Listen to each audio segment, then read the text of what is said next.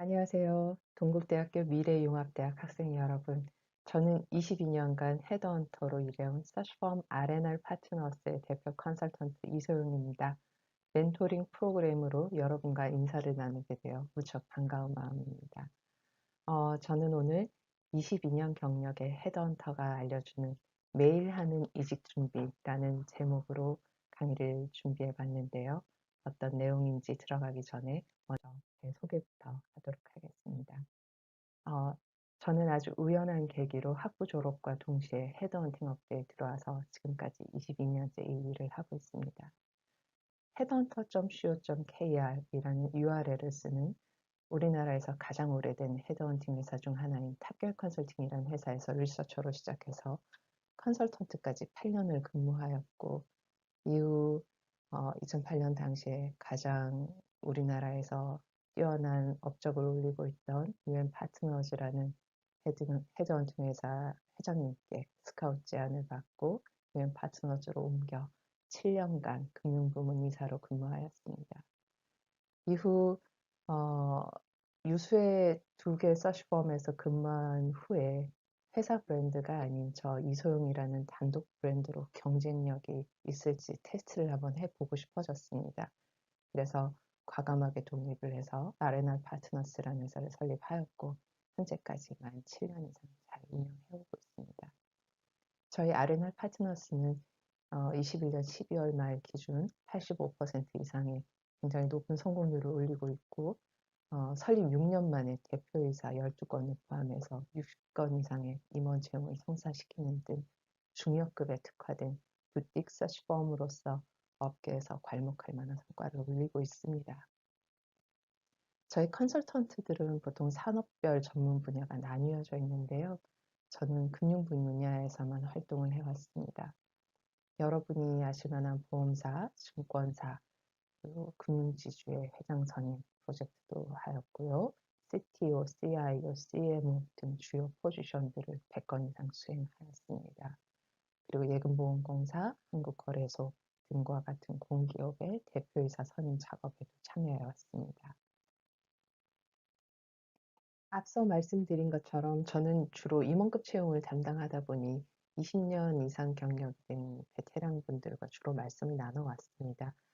그분들과 말씀을 나누면서 깨닫게 된 것들, 그리고 이제 그분들과 말씀을 나누면서 제가 이런 얘기들을 조금 더 이제 경력을 쌓기 시작한 젊은 분들과 나눌 수 있으면 참 그분들에게 도움이 되지 않을까 했던 생각들이 있는데, 이번 기회로 그 내용들을 여러분과 말씀 나눌 수 있게 되어서 참으로 기쁘게 생각합니다. 그럼 제가 정리한 그 내용의 목차를 먼저 보실까요? 우선은 저희 헤드헌터가 어떤 일을 하고 또 어떻게 일을 하는지에 대한 간략한 설명을 드리고자 합니다. 그리고 채용 트렌드 21년, 22년, 그리고 23년은 어떻게 될까 한번 가볍게 고민해보고 넘어가려고 하고요. 그리고 세 번째부터가 제가 정말로 여러분께 드리고 싶은 말씀인데요. 이직을 고려해야 할 순간, 그냥 이직하고 싶을 때가 있지요. 뭐 늘상 순간순간마다 있겠지만 그 모든 순간이 아니라 진짜로 여러분이 이직을 고려해야 하는 순간은 이런 순간입니다. 라는 그 순간들을 정리해 드리고자 합니다. 그리고 마지막 네 번째. 그래서 그 순간을 위해 평소에 우리는 어떤 준비를 하는 게 좋을지, 어떻게 매일매일을 보내야 할지에 대해서 말씀드리고자 합니다. 우선 헤드헌터란 무엇인가? 헤드헌터가 하는 일은 한마디로 기업의 인재 채용을 지원하는 것입니다.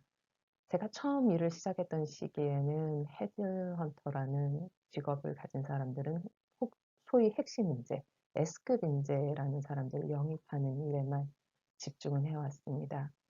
하지만 10여 년 전부터는 일반적인 경력직 채용 전반을 수행하는 쪽으로 서비스의 정의가 바뀌고 있습니다.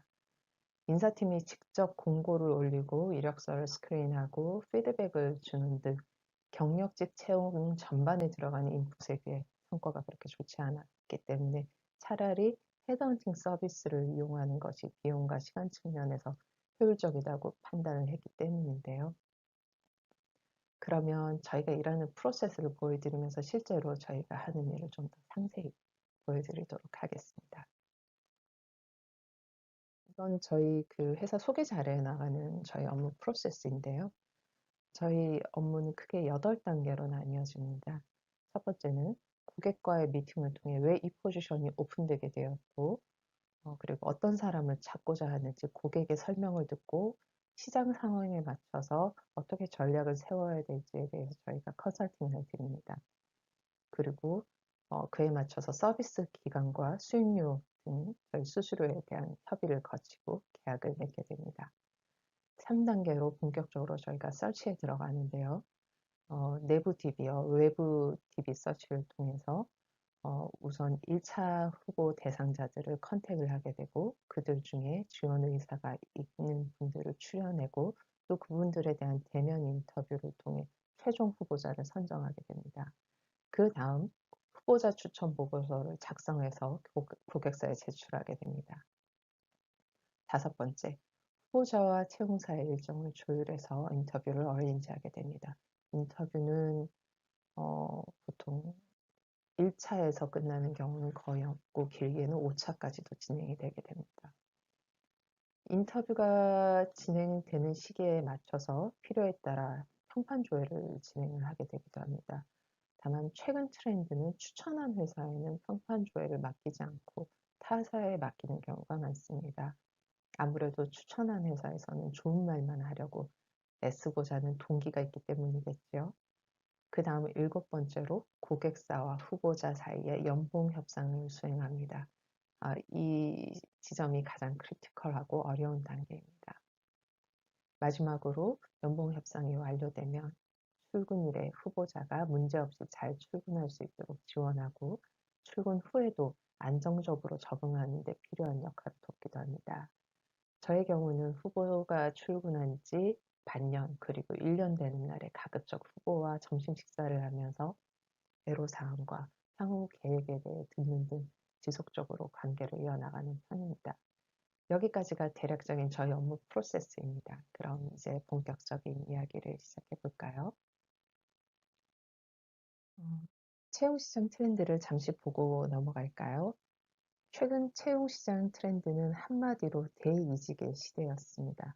미국은 대퇴직의 시대였다지요. 우리나라는 미국에 비해 퇴직연금이라든가 자산 증가가 자산 증식이 그다지 드라마틱하게 되지 않아서 그런지 아직 퇴직으로까지는 이어지지 않은 것 같고 대이직의 시대였습니다.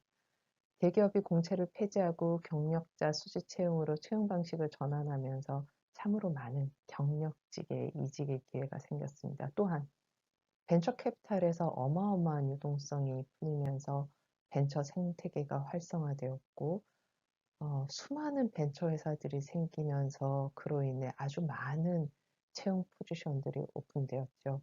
저희 같은 서치펌에도 예전 같으면 외국계 회사나 대기업이 전체 저희 포트폴리오의 70에서 80% 포션을 차지했는데 벤처 회사들의 포션이 거의 40% 이상이 될 만큼 어떤 경우는 50% 이상이 될 만큼 굉장히 큰 클라이언트로 급성장을 했습니다. 또한 재택근무가 늘어나면서 채용 플랫폼을 활용하기가 너무나도 쉬워졌다는 것도 이직이 활발하게 된 큰 배경 중에 하나가 되었죠. 아시죠? 링크드인, 원티드, 리멤버 많이들 사용하고 계실 것이라고 생각합니다. 그림을 보면 90% 이상이 좋은 기회가 있다면 이직할 의사가 있다고 하니 참 기업의 인사 담당자들의 고민이 많을 것 같죠. 덕분에 저희 같은 헤드헌팅 회사도 작년 올해 전에 없던 호황을 누렸습니다. 대이직의 시대의 핵심은 플랫폼 기업이었습니다. 예전과 달리 지금의 MZ세대들은 대기업이나 기업 브랜드에 대한 선호도가 많이 떨어지는 것으로 조사되었습니다. 회사가 안정적이라고 해서 회사가 큰 회사라고 해서 내 포지션이 안정적이라는 것은 아니라는 것을 선배나 주변 사람들을 보면서 많이 알게 된 탓도 있겠지요. 어차피 영원한 직장은 없으니 좀 더 편안하고 캐주얼한 업무 환경, 그리고 높은 연봉을 받을 수 있는 기회를 언제든지 테이크한다는 그들의 생각은 사실 틀렸다고 말하기가 힘들죠. 그리고 앞서 말했던 대로 벤처 캐피탈에서 유입된 어마어마한 자금으로 인해 그림에서 보듯이 대기업보다 스타트업으로 이직하는 것이 훨씬 더 높은 연봉 인상액을 가져왔다는 그런 놀라운 결과를 볼 수 있는데요. 이런 여러 가지 환경에서 MZ 세대들이 스타트업 기업으로 대이직을 하는 것은 굉장히 자연스러운 상황이 되었습니다. 그렇다면 2023년은 어떠할까요? 한정된 인력 시장에서 벤처 기업에서의 채용으로부터 시작된 인력의 대이동은 도미노처럼 대기업과 공기업, 중견기업까지 영향을 미쳤습니다. 과연 23년에도 그러한 이동이 활발하게 이루어질까요? 당장 벌써부터 플랫폼 기업의 구조조정이 시작되고 있다는 뉴스가 나오고 있죠. 그리고 벤처 캐피탈의 돈도 급속도로 말라가고 있습니다. 투자를 받았던 벤처 기업들은 이제 성과를 내야만 하는 시간에 도달했지만 이익을 내는 기업은 극소수입니다. 2000년대 IT 기업 버블이 꺼지듯 굉음을 내며 벤처 기업의 거품이 꺼질 거라는 경고음이 지속적으로 들리고 있는 상황입니다. 대기업들의 형편도 좋지 못합니다. 많은 기업들이 비상경영 체제를 구축하고 있습니다. 내년을 대비하여 진행되던 채용도 줄줄이 취소되고 있죠. 실제로 저희 회사가 진행되고 있던 포지션도 줄줄이 홀드되거나 캔슬되는 그런 가슴 아픈 일들이 일어났습니다. 시대는 항상 변한다는 말씀을 드리고 싶습니다. 트렌드에 따르기보다 나 자신의 성장에 집중해야 된다는 말씀을 꼭 드리고 싶었습니다. 정말 이직을 해야 할 순간은 어떤 때이며 단순히 IT 벤처 회사가 붐이어서가 아니라 내가 이직을 해야 되는 순간은 어떤 때이고 그 순간이 왔을 때 내가 어떻게 준비되어 있을 수 있을지, 평소에 어떤 준비를 할 수 있을까,